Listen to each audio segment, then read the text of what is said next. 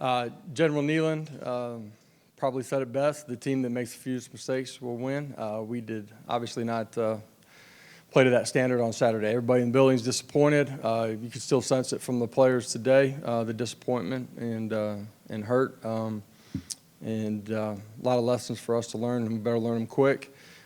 At the same time, those lessons got to carry forward, but we got to watch this one too. We got a really good opponent coming into Neyland this Saturday. It's a football team that's won a bunch of games over the last couple of years, experienced, have playmakers. They're big, strong, physical on the line of scrimmage, both sides of the ball too. So be a really good test. I'll open it up.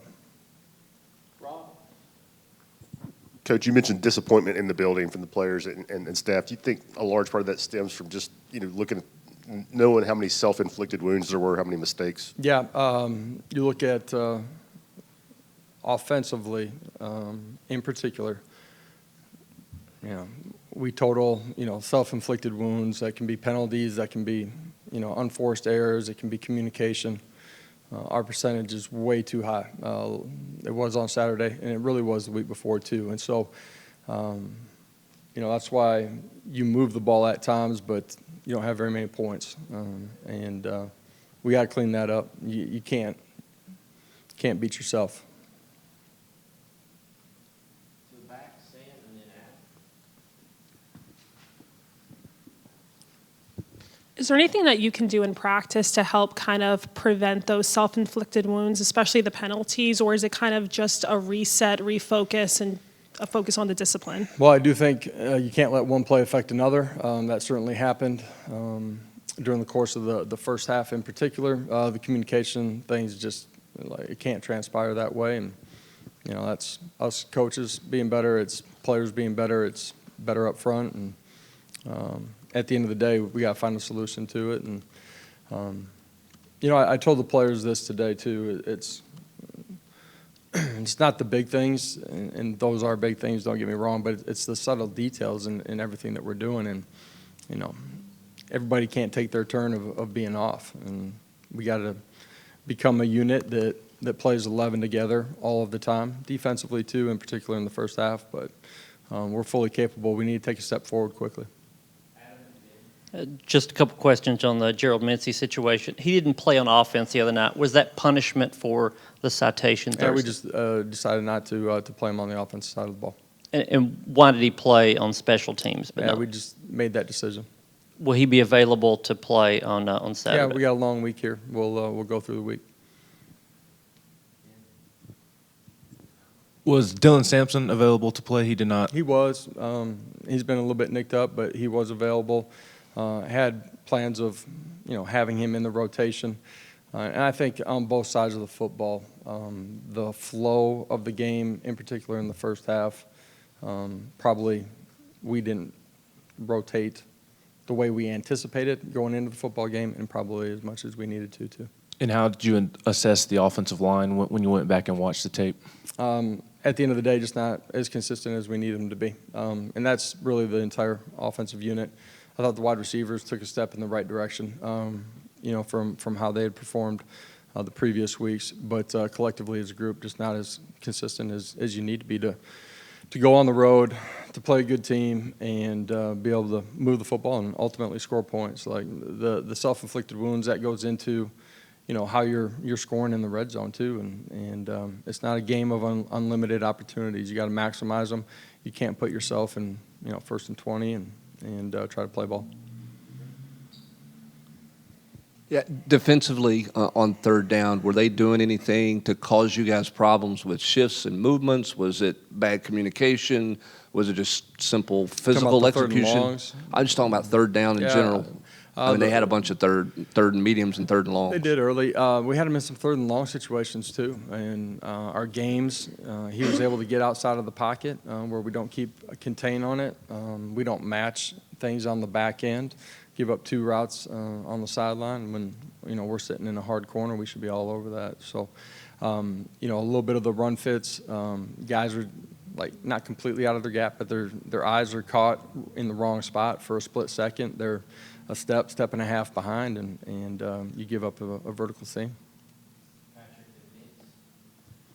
Coach, when you went back and watched, how did you assess Joe's play, good, bad, otherwise? There's some real positives, the efficiency, the communication, handling all that. We have to be better. He's got to be better, and the guys up front got to be better too, and some of our skill guys as well.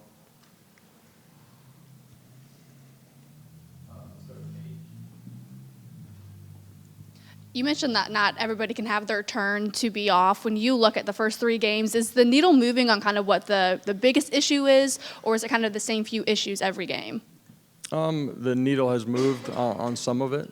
Some of it from week 2 to week 3 didn't completely get cleaned up. We got to grow and go. You know,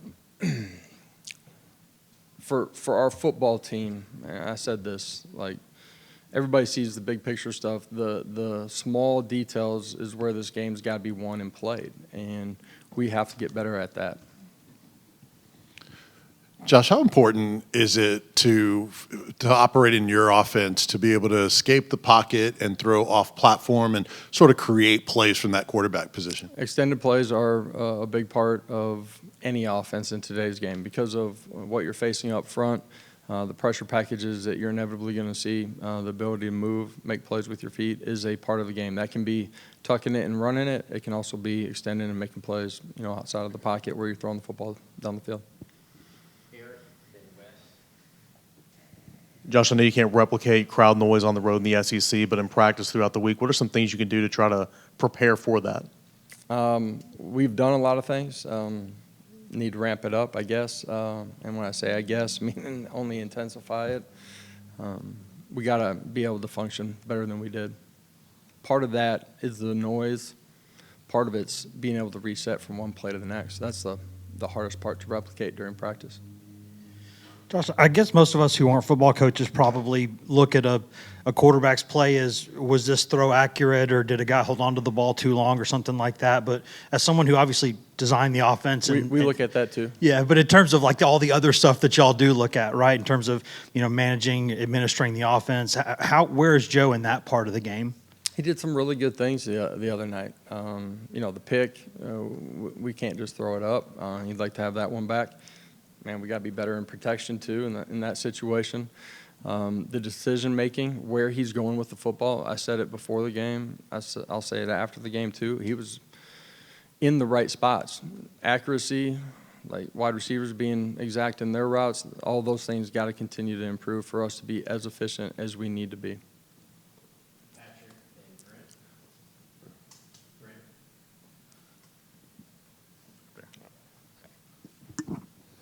Josh, on the short yardage stuff offensively, I know that was a point of emphasis heading into last year. You guys were good. You've had some opportunities in all 3 games in 4th and short, and it's not gone well at all. What do you look at there? What's kind of happening in 4th and short? Yeah, some of those scenarios are different as far as what happens. A lot of it, we internally, like, we have to execute what we're doing. And that's where we're targeting, how we're targeting them, the fundamentals of it. We have to execute better in some of those situations. Some of those things we've practiced those exact looks. And at the end of the day, coaches and players, we got to get to where we need to be. You have to execute on 3rd down. 3rd and short should be a situation where you're picking it up, 90% of the time. And we got to be better in those situations. Early in the week, but what does UTSA look like on film and in your studies, and how different are they offensively from one quarterback to the next? They play 2. Yeah, I haven't studied a ton of them on the offensive side of the football. I have watched them, in recent history. The quarterback that is their starting quarterback is a special player. It's a football team that's won 2 back-to-back conference championships. They've won 10-plus games the last 2 years. They've lost a couple of close ones this year, but they're a really good football team. They play extremely hard. They play with really good fundamentals. They make you beat them. This is a really good football team that's coming in Neyland on Saturday. It feels like you guys are moving it between the 20s, putting up quite a bit of yardage, but failing to get into the end zone. What do you think is holding you back? And then once you went back and watched the film, what did you like out of what Ricky Gibson gave you the other night as a freshman? The efficiency in the red zone, the lack of it, and it's been a huge part of our success since we've gotten here, directly correlates to the self-inflicted wounds that I was talking about. That, like, you can't beat yourself. You're playing a good opponent. Like in a boxing match, they're going to hit you once in a while. You got to hit back, but you can't just give them free rein. And when you put yourself in those types of situations, man, it's really difficult to overcome. That's true in the open field, but it's really difficult when the field starts restricting. We're capable of being better than we are. We got to get there quickly. Ricky went in the ball game. He's somebody that is continuing to gain trust from our coaching staff. He's athletic. He's done a good job on special teams. Got an opportunity to play some on Saturday night on defense. I said it to him today. We need him to grow quickly. After the game on Saturday, Brew McCoy said a loss like that can light a fire under the team. Have you seen that urgency since getting back from Gainesville? And we're just getting going in this week. The first thing is it better hurt and better matter. You could see that from our players yesterday and today. I think I said it earlier. At the same time, all those lessons got to move forward, but you also got to wash this one clean. You know what I mean? When our players come back later today, we got to move on to the next one. That'll be really important for us as a staff and as a program.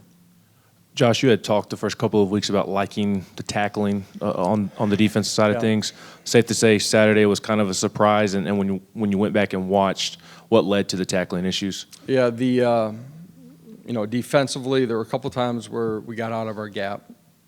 And when I say out of our gap, not that we're completely missing our gap, just we're behind. And so, a linebacker being a step behind allows that double team to be thicker, them to climb up on the second level, and you create a vertical seam.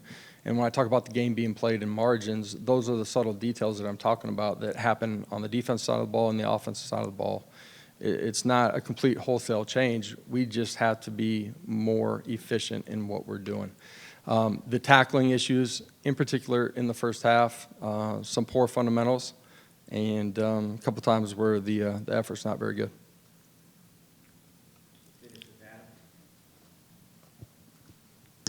Josh, when you're looking at the communication from sideline to booth, sideline to field, and those sort of things on offense, how do you gauge after the game whether or not that was efficient enough or is fast enough? How do you guys as coaches do that? For us, like the efficiency of our tempo, we don't ever put a stopwatch to it. It's just how the bodies are moving, our ability to communicate, get lined up, get our cleats in the ground, identify who we're targeting, and all 11 guys operate in sync. You got to be able to do that. We didn't do it well enough, obviously, on Saturday night. Thank you, Coach. Thank you all. Have a great afternoon.